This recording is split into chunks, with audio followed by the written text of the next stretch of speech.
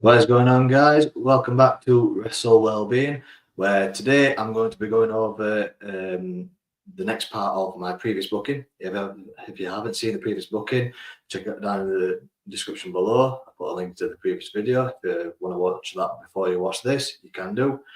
So today, I'm going to be rewriting WrestleMania 31's Bray Wyatt versus The Undertaker. Let's get into it.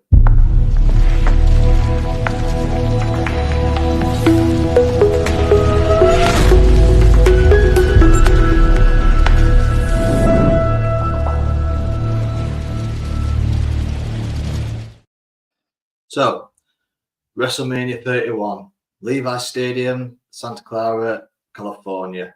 The narrative for this is the unstoppable force versus the unsettling harbinger. So, if you have watched the previous video to this, where I booked John Cena versus Bray Wyatt at WrestleMania 30, you'll know that I also, part of that booking, actually rewrote that Undertaker actually beat Brock Lesnar and his streak is still intact. So just keep that in mind when I'm going through this rewrite, because I don't want people getting mixed up. So we begin. The Undertaker's undefeated streak at WrestleMania is the most dominant and legendary record in wrestling history. Every year, the potential and the question of who will challenge it and potentially fall becomes a major storyline.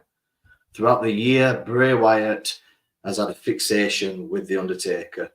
Because him and his family helped in the previous Mania, Bray has set his sights on not just Taker and his streak, he wants Taker's power. He wants Taker's aura as well. So Bray and his family just keep going after Taker. We don't see Taker for the full year, but every single SmackDown, Raw, NXT, everything, Bray Wyatt and the family come out every single show, demand Taker come out. Nothing. Gets to the Royal Rumble, and we see Kane enter the Royal Rumble. The Wyatts also enter the Royal Rumble, and they beat up Kane. They beat him up savagely to the point where Kane is put on the shelf. So as penance for this, Undertaker responds to Bray, not with his words, just with a symbol. Like the Titantron flickers with the old spooky, the graveyard, the three girls, all this and other, same stuff that they did when Taker set fire to Bray's chair. But the problem is that Bray seems a lot more sinister and a lot darker than before. He doesn't just want to defeat Taker. He believes he needs to break the streak to usher in a new era of darkness and establish himself as the ultimate force in WWE, as the new face of fear. His promos are more intense and more personal and carry a sense of twisted destiny. He claims The Undertaker's time is over and he's the one chosen to end the myth. Taker has shown too much of himself to be human, to be considered the dead man anymore. But the Undertaker, despite his age, still carries an aura of invincibility at WrestleMania. There's a sense that no one can truly conquer him on the grandest stage, because that is his stage, that is his show. He acknowledges Wyatt's challenge, but exudes any unwavering confidence. The last SmackDown before Mania, Bray and Taker are in the ring together. Bray just completely rips into Taker about everything. The fact that he's no longer the dead man. He's no longer got this sense of invincibility, that Bray knows he has his number. Bray knows he can beat him. Bray knows this, knows that. And before he can finish, Taker grabs him in a choke slam, plants him, and does the... So we'll come to the match. And for me, the match needs to be booked in a way that Wyatt's victory is believable and impactful, even against the seemingly unsurmountable streak. The entrance of The Undertaker should feel even more significant with this match. The weight of the streak is palpable. It's the crowd isn't sure if Taker can do it again. If it can take another beating. If Wyatt's just going to overpower him, because obviously he's a lot younger, he's significantly stronger now because of his age, and he's more maniacal with the moves that he's going to use against Taker. Wyatt's entrance, is very unsettling. It's almost defiant. So when Taker comes out, you see 4 caskets. One is Ministry of Darkness Taker, one is Biker Taker, one is another version of Taker, possibly back in the day when it came out with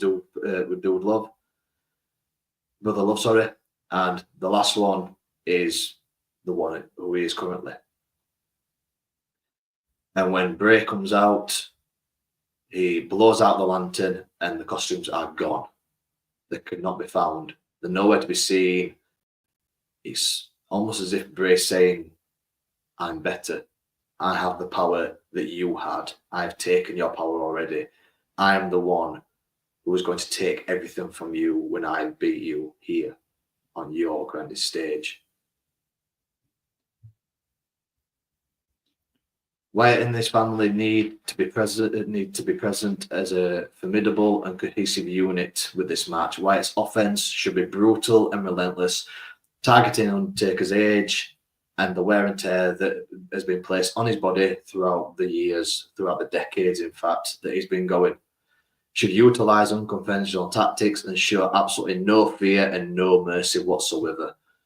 Harper and Rowan's interferences need to be strategic and impactful without being overly blatant to the point of Bray being disqualified. Because if he gets disqualified, he doesn't win. He doesn't get the streak. He doesn't get Taker's power. It could create distractions at key moments, allowing Wyatt to gain an advantage, perhaps a well-timed attack while the referee is momentarily distracted, possibly by Bray himself, or if Harper is attacking Taker, then Rowan will distract the referee. Taker, however, still shows incredible resilience, absorbing Wyatt's offense and mounting his signature comebacks. The near falls for Taker should be believable, making the audience believe the streak will continue. Taker hits a last ride. Wyatt kicks out at 2, a very close 2. Taker hits an old school, runs the ropes, hits him with a clothesline. 1, 2, kick out. It's a defiant kick out at 2. Taker hits a choke slam in honor of his brother, who's been taken out by the Wyatts. Wyatt kicks out at 2. Nothing Taker seems to be doing is working. Doesn't seem to be working against Bray, and you can see the frustration boiling over on Taker. The family's calculated attack at a crucial moment when Taker seems poised to win. Harper and Rowan execute a more coordinated and devastating attack. This could involve a double team maneuver outside the ring while the referee is occupied by Bray, weakening Taker significantly. Wyatt takes advantage of the weakened Undertaker, hitting multiple impactful signature moves such as a Sister Abigail and a Uranage. With increased intensity and desperation, he just keeps hitting Uranage, picking him up, another Uranage, picks him up again, another Uranage, and then Sister Abigail once, twice, 3 times, and the 4th time he does it into the turnbuckle. Taker just collapses and is just motionless. So then Wyatt picks him up again and wants to deliver a final Sister Abigail, which he does. He needs to look absolutely devastated, leaving no doubt that Taker is defeated. Referee runs over. 1, 2. Everyone in the arena is expecting a kick out. 3. Taker has been defeated. The referee makes 3 count. The silence in the arena is deafening. Everyone is shocked. Everyone's stunned. There's people crying. There's people that again are really emotional. It's also followed by a mixture of shock, disbelief, and perhaps a stunned applause for Wyatt. A lot of people didn't think that he could do this. He's proved them wrong. The aftermath is the end of an era, the rise of a new darkness. Wyatt's triumphant but eerie celebration is that Wyatt doesn't celebrate with jubilant fanfare. His victory is more of a chilling confirmation of his prophecy. He probably stands over fallen Undertaker with a look of grim satisfaction, perhaps even a hint of unsettling reverence. Harper and Rowan stand beside him, their loyalty unwavering, glancing at each other, possibly even thinking, what's just happened? Even they didn't believe that Bray could do it. With Undertaker's defeat is a moment of finality. The Undertaker remains down for an extended period, selling finality of the loss. The camera should focus on his face, showing a rare vulnerability and perhaps a sense of disbelief. He struggles to sit up. He struggles really badly to sit up and then bring himself to his feet. This could well be his final Wrestlemania, which I would have as his final Wrestlemania, because Taker doesn't need to give anything to anyone else, especially not Roman, not Seth, not anyone else. The end of the streak sends shockwaves through WWE. It would instantly elevate Bray Wyatt to the main event scene as a credible and dangerous force. The narrative would shift with the question of who can stop this new streak-ending entity. And if you like, we could also start an undefeated streak of Bray. See, the reason why in this hypothetical scenario I think this works is because it's the ultimate shock value. End of the streak, even at WrestleMania 31, would have been one of the most shocking moments in wrestling history.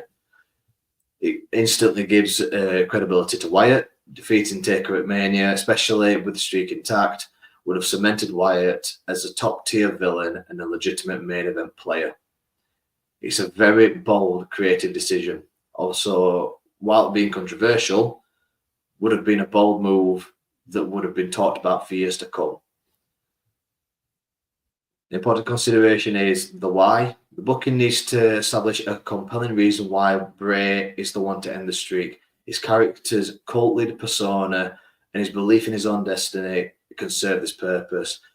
And also, if you think about it, Bray is quite a lot like Taker back in his Ministry of Darkness days.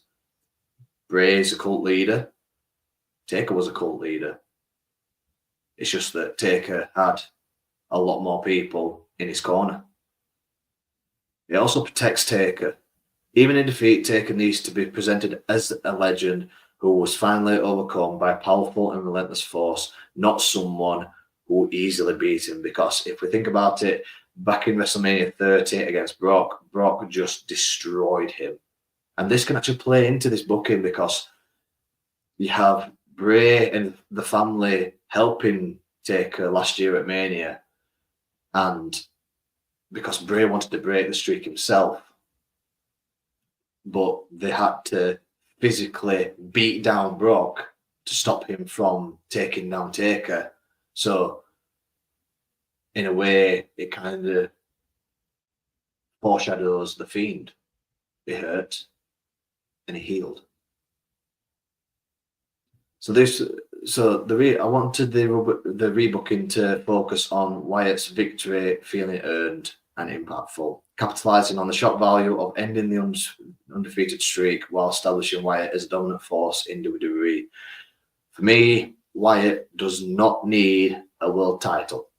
He can become the new Undertaker. He can become the new face of fear. He can become the new locker room entity, where he appears once every couple of months.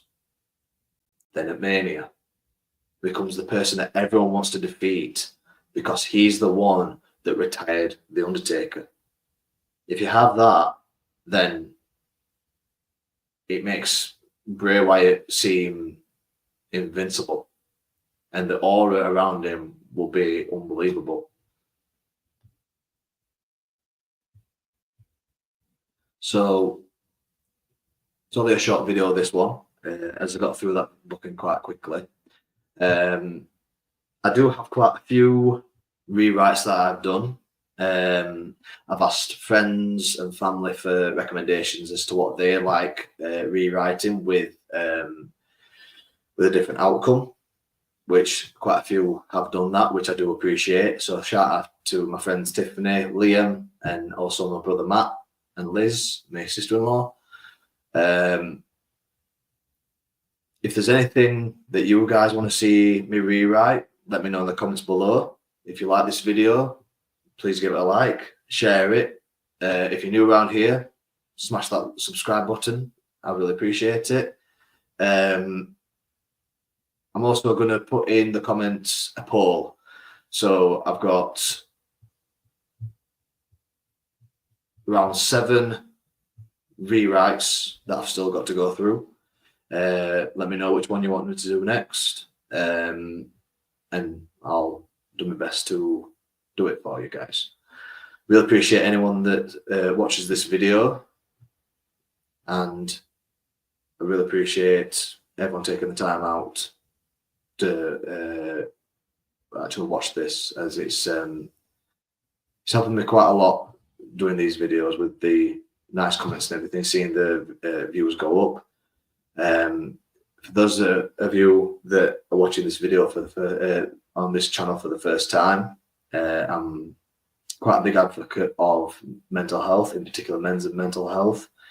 I'm a facilitator for an organisation in the UK called Andy's Man Club, where we're just a bunch of volunteers that want to help our fellow guys that are struggling.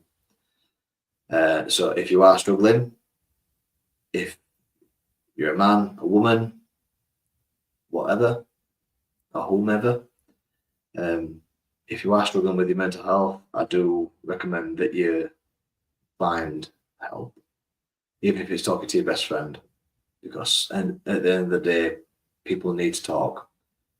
We need to stop the epidemic that's happening around the world that affects both men and women, where they feel as though they have to kill themselves. We need to be stronger together. That's the only way we can be strong, is by being together. So even if it's not yourself, if you think that your friend's struggling, reach out to your friends, reach out to your family. I mean, if you've not spoken to your parents in a while, give them a ring. Just ask how things are. Right, guys, I'm gonna let you guys go. So thank you again for watching.